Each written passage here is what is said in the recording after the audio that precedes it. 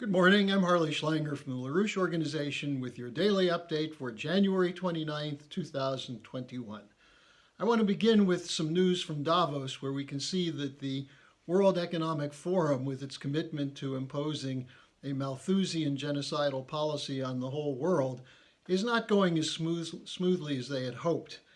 But the battle lines are being drawn. On the one hand, you have the corporate elite represented by people like Mark Carney, Sir Michael Bloomberg, Larry Fink of BlackRock, Prince Charles, Klaus Schwab of the World Economic Forum, and a whole slew of bankers and corporate executives, CEOs, who are pushing a zero growth economic policy, actually a negative growth policy, a policy to reduce the energy flux density of the world's electricity production, which will lead to genocidal consequences, all for the sake of creating a new green bubble and consolidating power in the hands of the central banks on behalf of the private bankers and shadow banking system.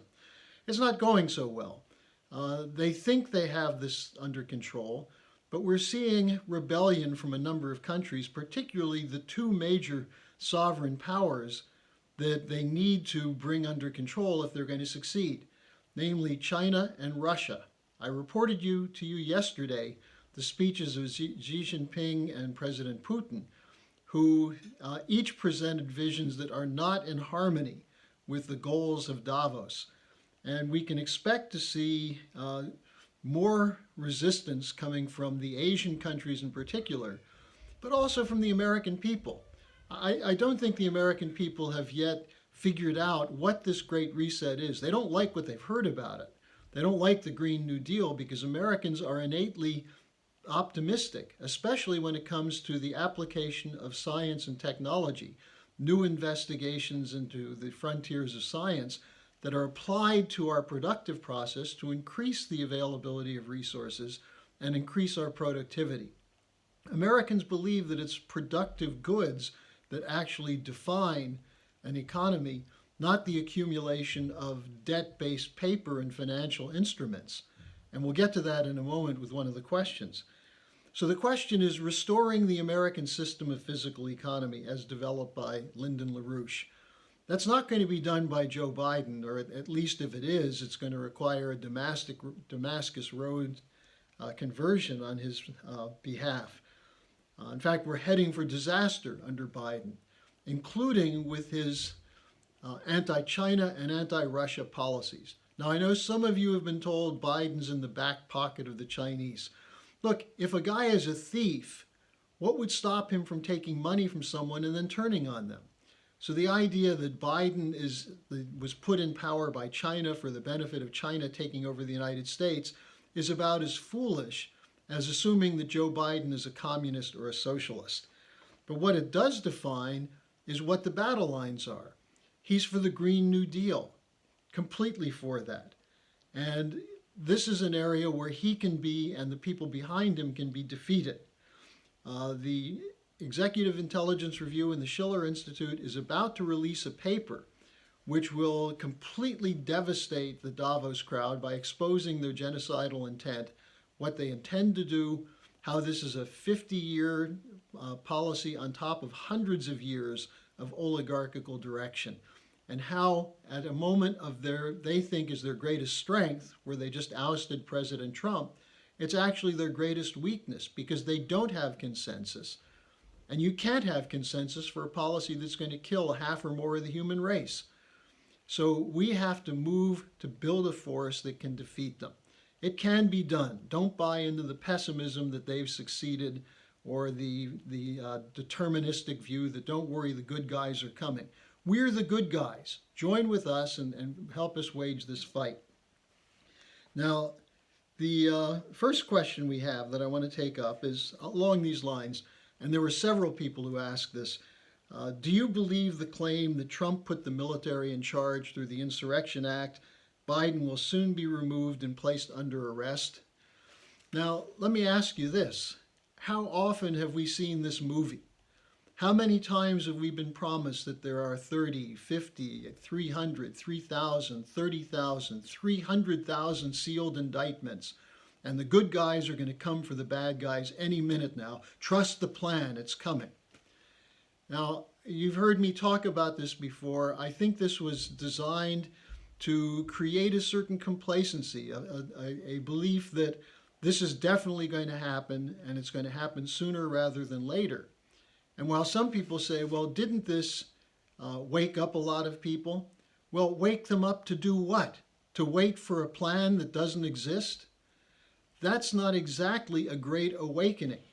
In some ways, it's a great dumbing down of people who think that there are good guys out there with the power to do something, which they haven't done, and they're not going to do, unless the American people mobilize the forces to do it. And that's why LaRouche's policies of the four powers and the four laws are so important.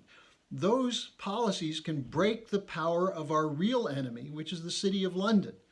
And while some people are running around chasing the Chinese or hidden Satanists in Hollywood, you have a lot of bad guys out there. There's no question about that. And the fact that some of them have been exposed on websites and by Q and others, that's useful. The question is, how do you defeat them? You defeat them by political fights, by mobilizing the population, not just to discover that there are bad guys, but to have programs that will defeat them. And that's what Lyndon LaRouche devoted his life to. So I think if you're hearing these stories that I see all the time, now we're told wait till March 4th or until April or until there's a better opportunity to arrest everyone. Well, instead, let's build a powerful opposition force to the anti-American policies being pushed by the Biden administration with the Green New Deal, with the strategic confrontation as opposed to President Trump's intent to form cooperative alliances with the other great powers, especially Russia and China, to deal with the real problems in the world. And at some point in the future, maybe we will see an arrest of Biden or an arrest of Hillary Clinton and Obama. But it's going to be because the American people rose up and demanded that, as opposed to the idea that some anonymous military officials hiding in the internet are going to suddenly emerge and round people up and do the job that the American people have to do. So that's my view on whether or not I believe in these stories of the ultimate emergence of the white hats. I don't. Now, a second question, an interesting one. What do you make of this GameStop question? The fact that you have what are called now rogue websites banding together to inflict losses on speculators, the hedge funds. And what about people like AOC and others calling for a stop to this? Well, what needs to be stopped is speculation. Don't go for the symptoms. The fact that some small investors inflicted some big defeats on hedge fund operators, well, that's fine. But the hedge fund operators struck back, and now they're in the process of destroying the people who did that, the so-called Robin Hood and others. And they're, in the meantime, while it's somewhat ironic and fun to watch, the people who can operate because there's no regulation are now calling for regulations. Well, there need to be regulations. No government funds or Federal Reserve funds or quantitative easing funds should go to speculators. And if speculators can raise money on the private markets, well, let them do it. But if they lose money, it should be their losses. There should be no bailouts.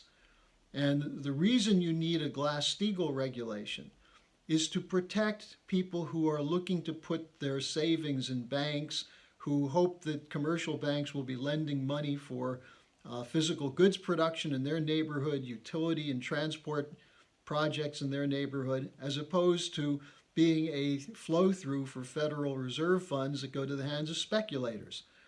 The whole push behind the Great Reset is to give total control over monetary policy, credit policy, and spending to the private bankers through the central bankers in a global bankers' dictatorship. And what we're seeing on the whole GameStop and AMC question is the holes in the system. In the same way, The Big Short, the movie The Big Short, showed the holes in the mortgage-backed securities operation. Well, we were exposing those for a long time. the solution is not to have the Robin Hoods come in and steal from the rich and give to the poor. The solution is to fight for a just economic system in which government performs the functions of regulating so that there will be credit for physical production, as opposed to free money to speculators who then are going to impose a crushing debt on the physical economy that will not allow us to produce what's needed for people to survive. Now, the third question is an interesting one. Someone who picked up on the discussion we've had of Think Like Beethoven in this Beethoven year, the 250th year last December, celebration of his birth. And the question is how to encourage children to think like Beethoven, which is what LaRouche called for, that we should all think like Beethoven, while allowing them to maintain their personal autonomy. Well, Beethoven's a good model for that. You know, Beethoven lived at a time where musicians did not have royalties coming from record companies or music publishers. You know, most musicians either depended before Beethoven on royal patronage, and you can see how Mozart struggled against that. Mozart's struggle against it was interesting because he actually tried to organize the emperor, Emperor Joseph II, to support his music and to support the creative work of artists who are all about increasing the freedom of the population.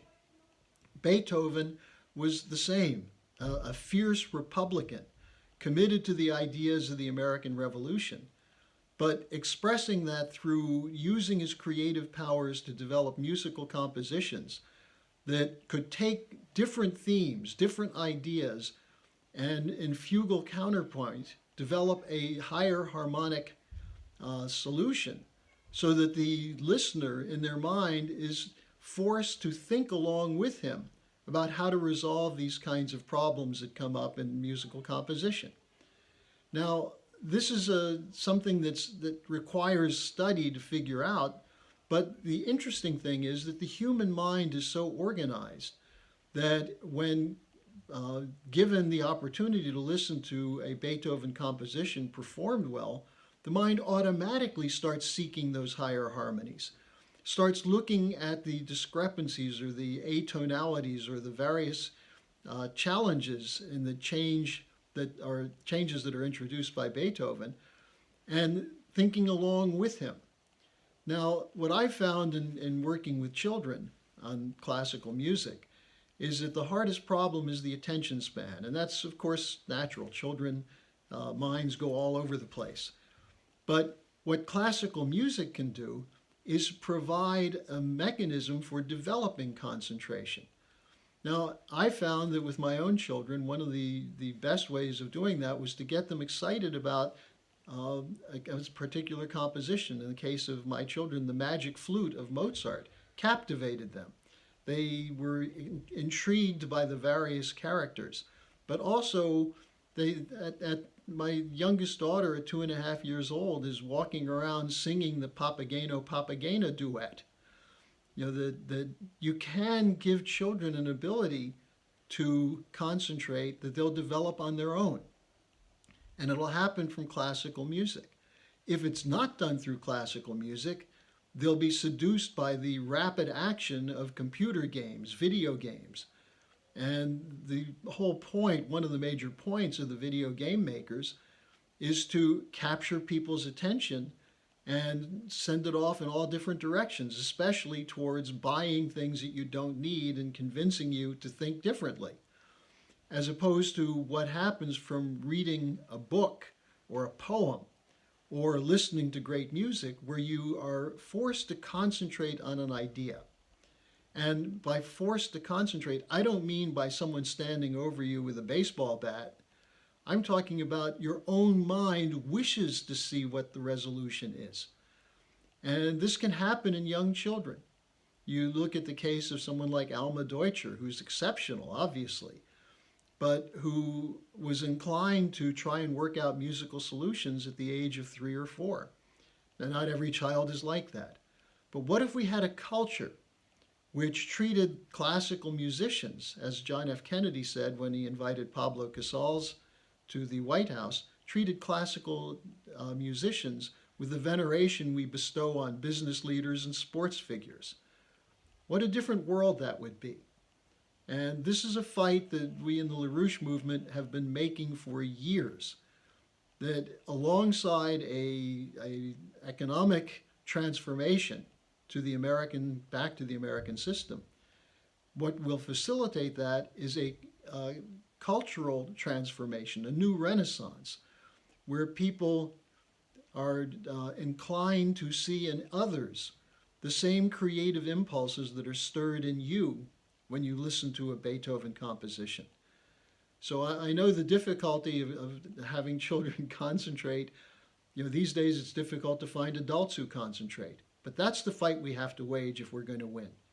So thanks for joining me today. I'll be back with you on Monday. And look next week for the new report coming out on the Great Reset, how we can defeat the Davos elite. I don't have the exact title, but it will be available through the LaRouche Organization website and the Schiller Institute. Thanks, and see you then.